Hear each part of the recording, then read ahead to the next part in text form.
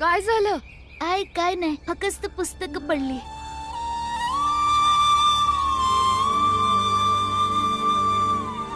मला ठाव आहे, ज्याचा विचार करून करून मी इतका वैतागलो आहे, त्याचं उत्तर, त्यातनं निघायचा रस्ता तुम्हासनी वाचूनच निघणार आहे. कारण लढण्याआधी शिकणं गरजेचं आहे. पण दुःख या गोष्टीचं आहे का म्या माधवी ताईच्या काहीच कामी नाही आलो.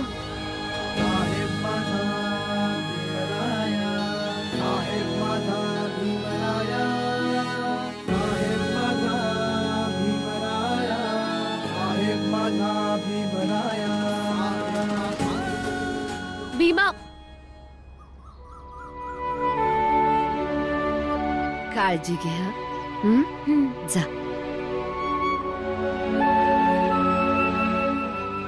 भीमबाळा, हा, आज म्या तुला शाळेला घेऊन जातो. आज आंबेडकर गुरुजींचं काहीतरी काम आहे, त्यामुळे ते उशिराने येणार आहे. नाही बाबा, मी स्वतः जाईन. आणि तुम्ही समद्यांनी अजिबात काळजी करू नका का म्या तुम्हासनी खोटं बोलून माधवी ताईकडे जाईन म्हणून. आता काय करू, समजा तर त्यांनी ताईकडनं हिसकावून घेतलं आणि म्या काय नाही करू शकलो. म्या जातो बाबा.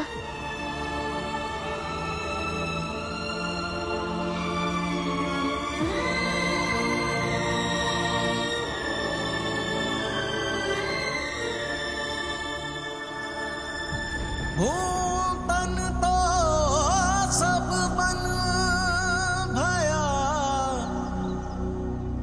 करम भये कुहाड़ी, आप को काटी है, कहे कबीर बिचारी, कहे कबीर बिचारी.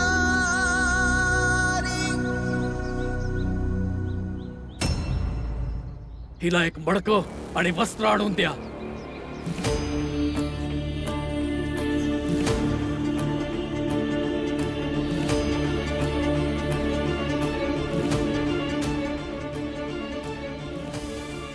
देवळाच्या मागच्या विहिरीत अंघोळ करून, पूजा अर्चा करून सरळ घरी ये. चल बाळा. नाही, हे हिच्या कर्माचे फळ आहे. ही हिच्या जीवनाच्या यात्रेत आता एकटी आहे. जर विधात्याने निवडलेला सोबती हिची साथ सोडून निघून गेला तर दुसरा कोणता मनुष्य हिला साथ देईल? हिला एकटीला जाऊ द्या. हिला एक काठी देऊन टाका, प्राण्यांपासून रक्षा करण्यासाठी.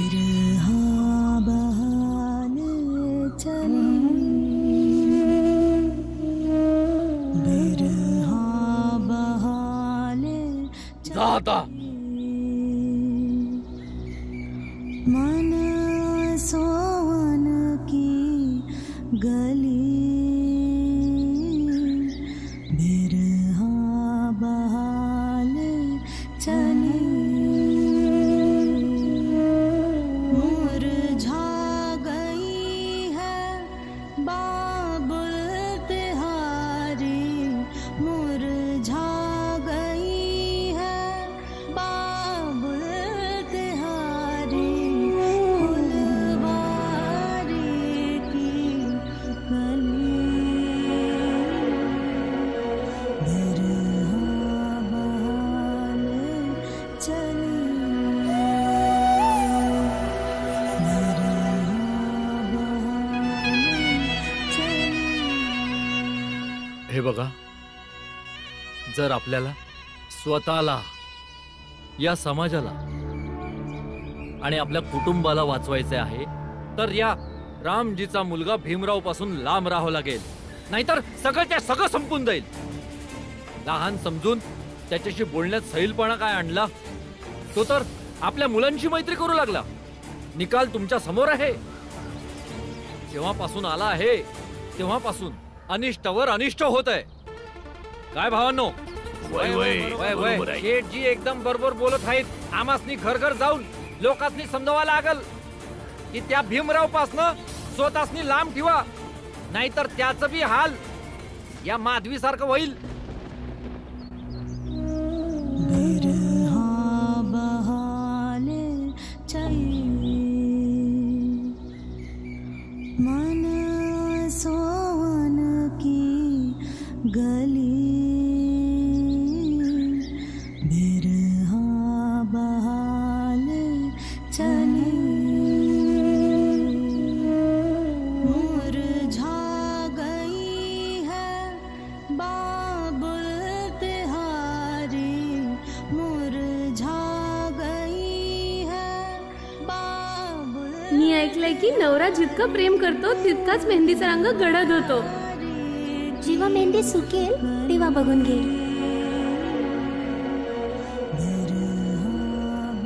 तू घाबरू नकोस. जोपर्यंत मी जिवंत आहे मी तुला सुखी ठेवेन.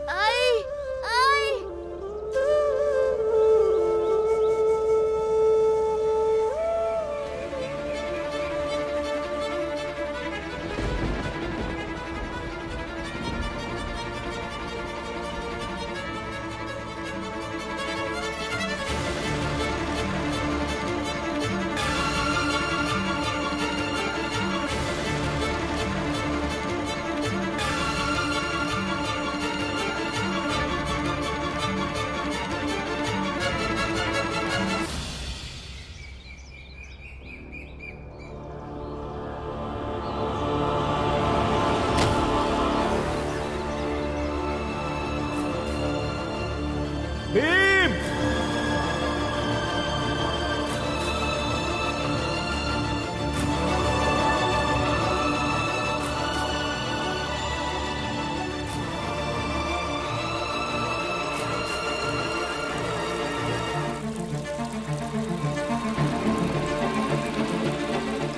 भीम बाळा, काय झालं बाळा?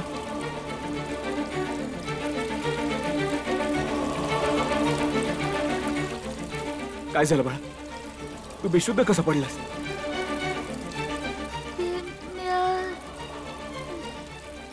भीम बाळा, तुला आराम करायची लय गरज आहे.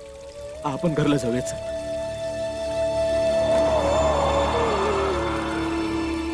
बाबा ती माधवीत आहे. हे बघ बाळा, माधवीला भ्यायची गरज नाही. ह्यो माधवीचा भ्यायला चेहरा नाही, तर समाजाचं घाणेरडं रूप आहे. जर यासने तुला बदलायचं असेल ना, तर शिक, लय शिक.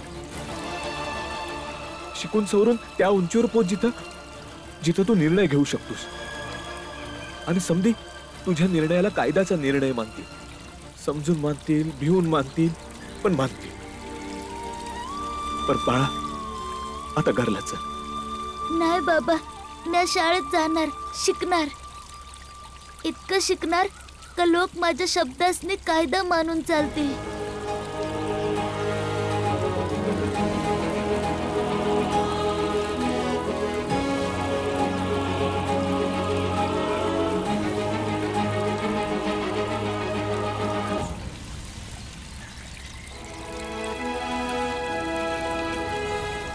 माधवीच्या इधवा रूपानं आणि सोवळ्यानं भीमरावच्या मनावर खोलवर परिणाम केलाय. हे त्याच्या भविष्य निर्माण करण्यापायी लय मोठा प्रभाव टाकणार. पण याच्यासाठी गरजेचं आहे ही घटना प्रेरणा बनाया पाहिजे त्याच्या मनामध्ये.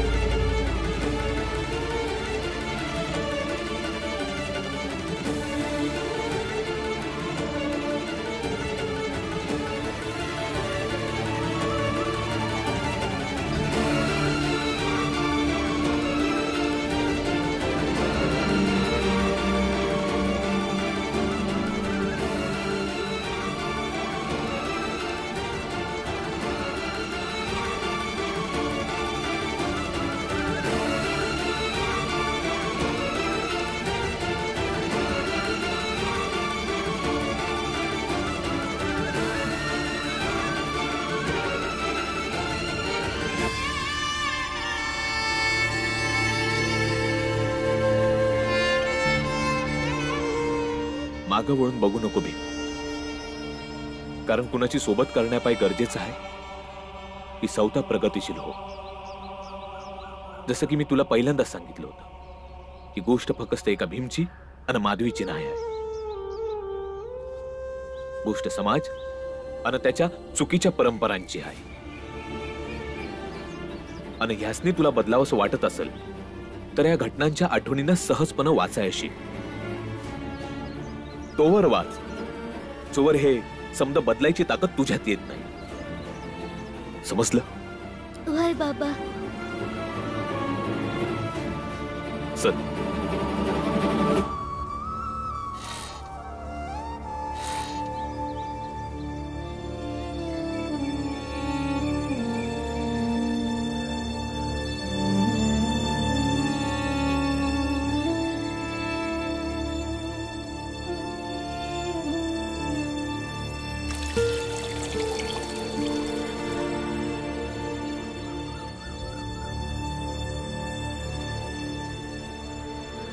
अरे अरे रे, लांब हो, लांब राहा तू, लांब राहा तू. एका बाजूला जाऊन उभी राहा. आधी आम्ही पाणी भरून घेऊ, नंतर तू भरून घे. एक मडकं पाणी द्या, मी आंघोळ करून घेईन. पूजा करून घरी सुद्धा जायचंय. खूप जोराची भूक लागली आहे. सकाळी सकाळी खायची सवय आहे मला, पण आई सांगते की आधी आंघोळ करून पूजा अर्चा करून मग अन्नाचा कण तोंडात टाकायला पाहिजे. अगं बघा बघा, स्वतःच्या लग्ना दिवशी स्वतःच्या नवऱ्याला खाल्लं हिने आणि तरी हिची भूक नाही मिटली. जा तिकडे जाऊन उभी राहा. तुला तर माहितच आहे आम्ही सगळ्या सवाष्णी आहोत. जेव्हा आम्ही सगळ्या पाणी भरून निघून जाऊ ना, मग तू ये इथे पाणी भरायला. अरे कसली चर्चा करताय तुम्ही लोक? आता जर उद्या तुमच्या मुलीसोबत असं झालं असतं, जर तुमच्या मुलीला कुणी असं वाईट साईड बोललं असतं तर तुम्हाला कसं वाटलं असतं सांगा? कुलकर्णी, तिची जास्त बाजू घ्यायची गरज नाहीये. तुम्ही बाहेर जात होता ना, मग जा तुमच्या वाटेनं. जातोय जातोय, पण तुम्हा लोकांना हे तेव्हाच समजेल जेव्हा हे तुमच्या बाबतीत घडत नाही. काकी काकी थांब तिथेच. नवऱ्याला तर खाल्लंस, आता आम्हाला तरी नीट जगू दे, समजलं? टांगा पुलावरून खाली पडला, यात माझी काय चूक आहे? आणि तुम्ही लोक असं का बोलता की मी नवऱ्याला खाऊन टाकलं म्हणून? अगं, पुलावरून तर तू सुद्धा पडली होतीस. तू मेलीस नाही ना? अभागी आहेस तू, अभागी. असं का बोलत आहात काकी? आधी मी जेव्हा तुमच्या घरी यायचे तर तुम्ही म्हणायचा की मी खूप भाग्यवान आहे, लक्ष्मी आहे आणि माझं येणं तुमच्या घरात शुभ असतं. आणि आज तुम्ही अचानकच असं का बोलताय काकू? आता चुकून सुद्धा माझ्या घरी येऊ नकोस. कालपर्यंत जी होती ती होती. तू आता विधवा आहेस. आता तुझी सावली सुद्धा माझ्या घरावर नाही पडली पाहिजे. जा, लांब जाऊन उभी राहा.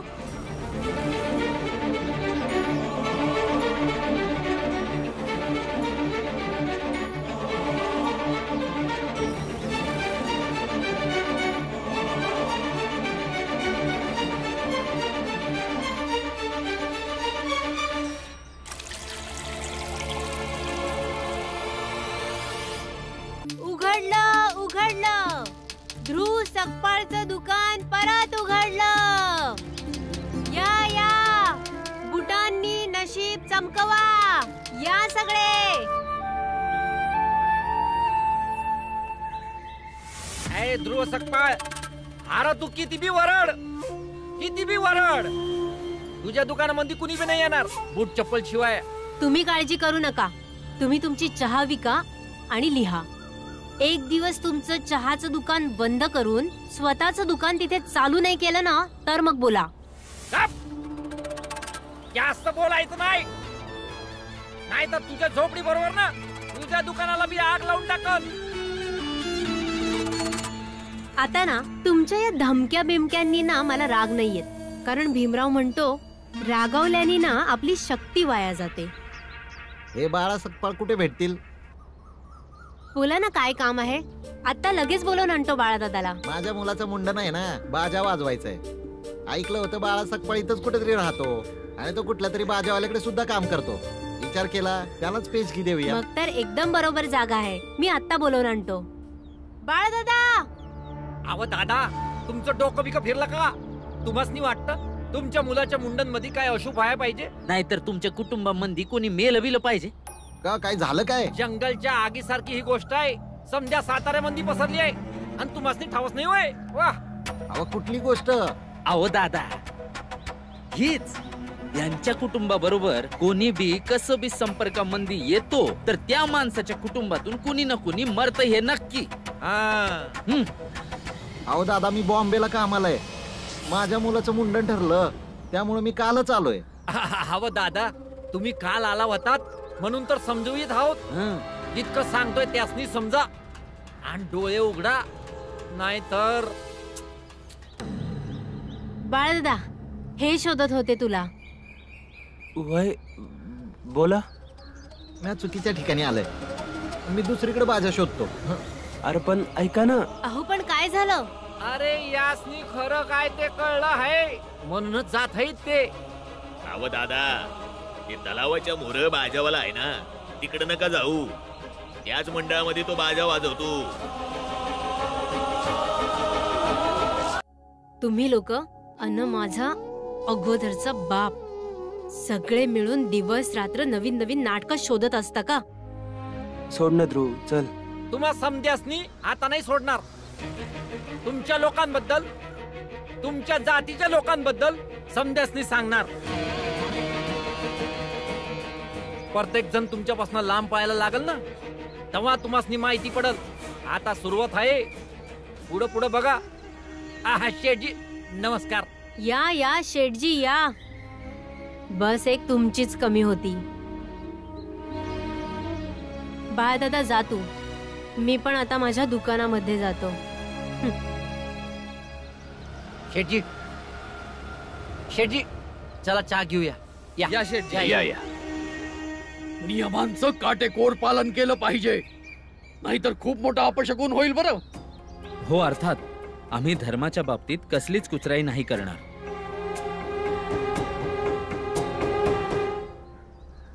आई, खूप जोराची भूक लागलीये, काहीतरी खायला दे ना.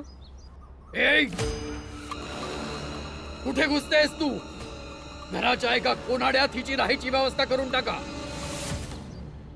आणि मी जसं अगोदर म्हटलं होतं, हिचं खाणं सात्विक आणि उकळलेलं असायला पाहिजे. जे ही स्वतःच बनवेल आणि संपूर्ण दिवसात फक्त एक वेळा जेवायला द्या हिला. विधवेचं जीवन आयुष्याचं ओझं वाहताना दिसलं पाहिजे ना. अहो, हिला जेवण फक्त जिवंत राहण्यासाठी द्यावं लागेल, ना की पोट भरण्यासाठी. आता निघतो मी. हे काय बोलतायत आई? मी स्वतःच्याच घरात नाही जाऊ शकत. अरे, जे बोलून गेले ते समजलं नाही का? गपचूप जाऊन त्या कोपऱ्यात बस जा. जेवण बनवण्यासाठी लाकूड आणि वीट आणतो मी. पण बाबा. बस गप्पा. आई,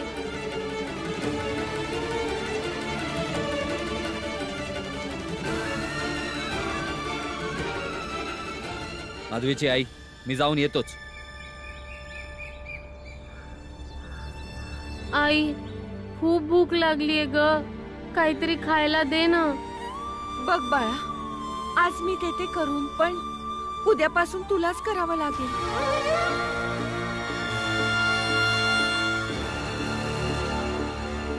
स्वतःच्या लग्नाच्या दिवशीच नवऱ्याला खाऊन बसली, तरी हिची भूक शांत नाही झाली. अशी किती भूक आहे ग तुला? हं? आणखी कोणाकोणाला खाणार आहेस तू?